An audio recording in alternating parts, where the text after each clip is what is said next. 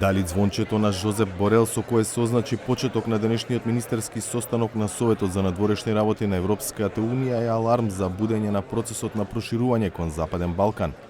По часови дебата, шефот на европската дипломатија ги кажа резултатите од разговорите на кои за прв пат присуствуваа и 6 министри за надворешни работи од регионот. And there was a clear understanding that we need to launch a negotiation with North Macedonia and Albania immediately. I want to stress that, and I want to make clear my personal commitment as High Representative for Foreign Policy that we need to start the negotiations with North Macedonia and Albania. And I hope, more than wish, that this will happen during the French presidency, which is, by the way, ending its end. Борел образложи зошто статус-кво ситуацијата со Скопје и Тирана не може да продолжи. We all see that this delay is unsustainable. We cannot call Albania and North Macedonia that fulfill all conditions to remain seated and link each other if we don't offer them a clear perspective. This situation is not only harming them, it's harming us. It's costing us and the region too much in terms of credibility and political perspective. It's a present to Russia. It's a present to Russia and an occasion to further drag this on. Високиот представник на Унијата отиде и чекор понатаму. And there is the strong will and a strong political commitment from the Council to push in order to avoid the crisis that could come if, before the end of the French presidency, this is not being solved. I am putting a limit of time. If it doesn't happen during the French presidency, I have to recognize that we will be in a strong crisis in our relationship with the Western Balkan countries. So we will do our best. We will continue to put all the pressure in order for both parts to reach an agreement. Од 27 земји членки, 26 биле за отворање на преговорите со Скопје и Тирана. Само една земја, Бугарија, ги повторила своите позиции. Натиск има, аз винаги съм казала, че има натиск и сега продължава, но нашата позиция е ясна. Очакваме Северна Македония да започне да изпълнява договора и да гарантира включването на българите в преамбюла на Конституцията на тяхната държава. Госпожо министър, в петък съобщиха, източници в Брюксел съобщиха, че Жозеп Борел, върховният представител, би желал междуправителствените конференции да започнат преди Европейския съвет в края на юни. Виждате ли такъв, има ли изглед според вас това да се случи? Целият процес от самото начало е базиран на собствени заслуги на Северна Македония. По никакъв начин не се обвързва с дати. От страна на Северна Македония трябва да бъдат направени ясни конкретни стъпки, които да ни гарантират, че договорът ще започне да бъде изпълняван и ще продължи да бъде изпълняван, както най-вече и да бъдат включени българите в Конституцията. А преговаряте ли с Северна Македония? Имахте ли, например, разговори с вашия колега? Ние с господин Османи общо взето непрекъснато сме в директна връзка. Аз казвам това на него, което казвам и на вас. Всъщност очакваме вече конкретни действия. Това, което ми каза, че обмислят някакви конкретни предложения. Предполагам вече, че ще бъдат формализирани и към Външно министерство. Но струва ли ви се реалистично на вас лично, че до юни може да има пробив, който да промени? Ние сме готови, чакаме Северна Македония да започне процеса на промяна на Конституцията и на изпълнение на договора.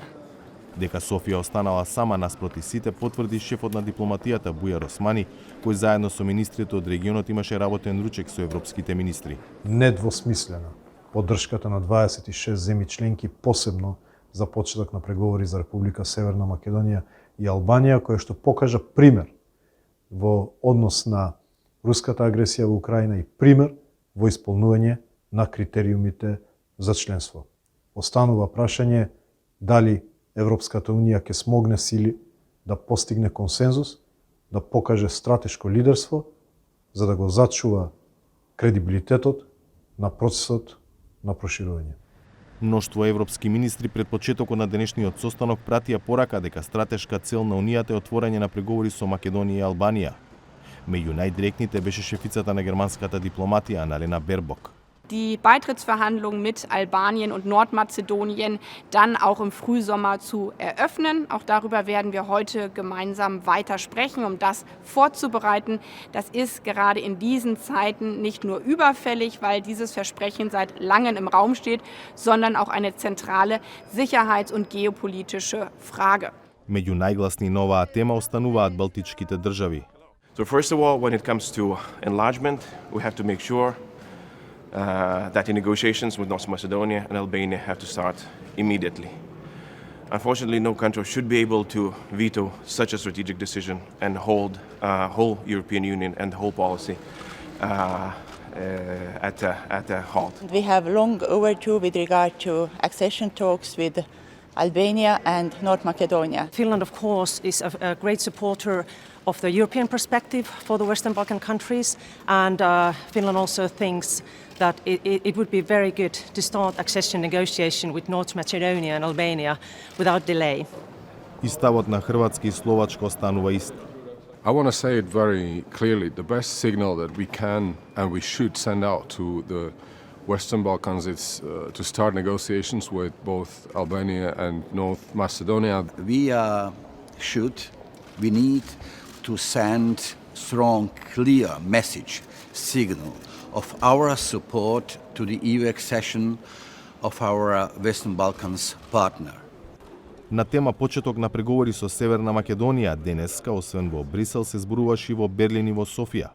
Бугарскиот претседател Радев во Берлин се сретна со германскиот претседател Штајнмајер и канцеларот Шолц. Радев барал бугарската позиција во однос на Македонија да не стане заложник на украинската војна. Не трябва да допускаме легитимацијата на македонизм, на идеологеми од бивша Југославија и Коминтерна да намират място в Европейския съюз, защото те ще имат дългосрочни неблагоприятни последици за Съюза. И затова България като отговорен член на Европейския съюз трябва да работи така, че да интегрира партньори, а не проблеми в Съюза. Во посета на Софија пак денеска беше холандскиот премиер Марк Руте. Бугарскиот премиер Петков по состанокот со Руте излезе со многу поумерена порака отколку онаа на Радев. Българското правителство ясно е казвало, че бъдещето на Северна Македония трябва да бъде в европейското семейство. Няма две мнения по този въпрос. Също това сме казали, че е въпрос сега на конкретни конструктивни стъпки да изминеме този път заедно.